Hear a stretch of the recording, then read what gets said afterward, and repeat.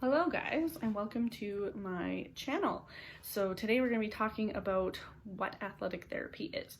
As you can see in my name, MG Athletic Therapy, the first two are obviously part of my name. I'm Michelle, and then athletic therapy is what I do in my daily life.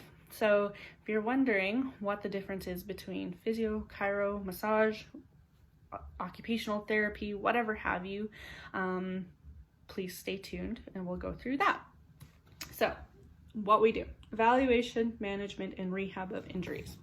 So that's quite similar to some of those other guys, but we need to be able to take a thorough history of the injury, the nature of it, what happened, how it happened, why it occurred, how long, all of those. And then we'll probably go through some of your goals to why you're coming in to see us, just so that we can make sure that we're making those goals every single time and we're progressing at a rate that suits you.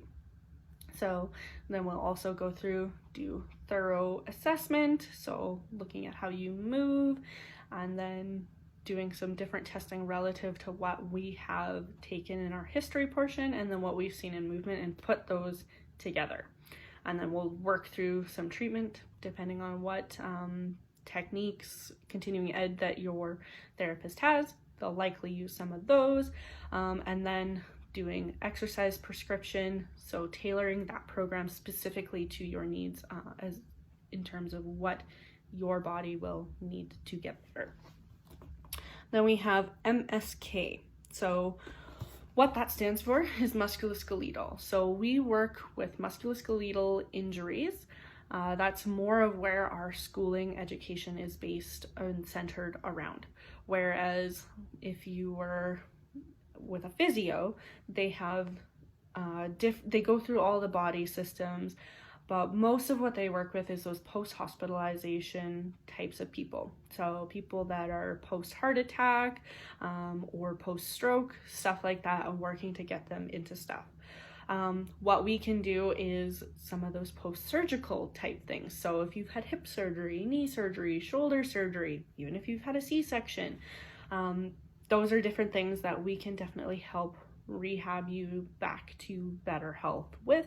And that's actually where we really specialize, is that muscle system and joint, bone, getting all of that working appropriately after those types of incidences. Next up here, we have first responder work with active populations. So those two I'll put together. So the reason for that is that our first responder training is generally if we are working with a sports team. If you're more working clinic side of things, then you're just maybe going to go for basic life support so that you still have those emergency care type of skills training. First responder, you have even more qualifications for that. So what that would be is when we're working with our sports teams, we're the first one to react to that injury, that situation. So we have to be able to deal with that in a professional and effective and safe manner in order to deal with that situation and do a lot of management on site.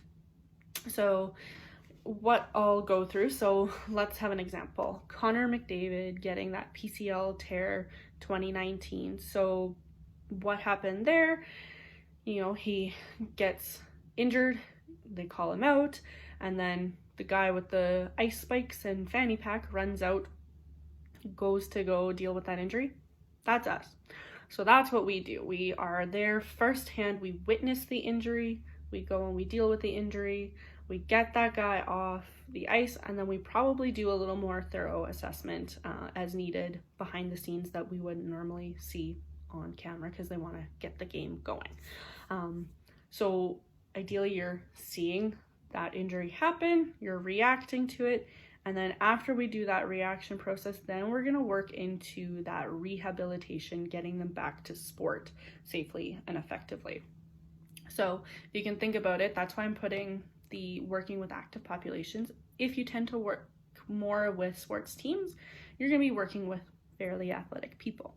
But that's not to say that we only work with athletes.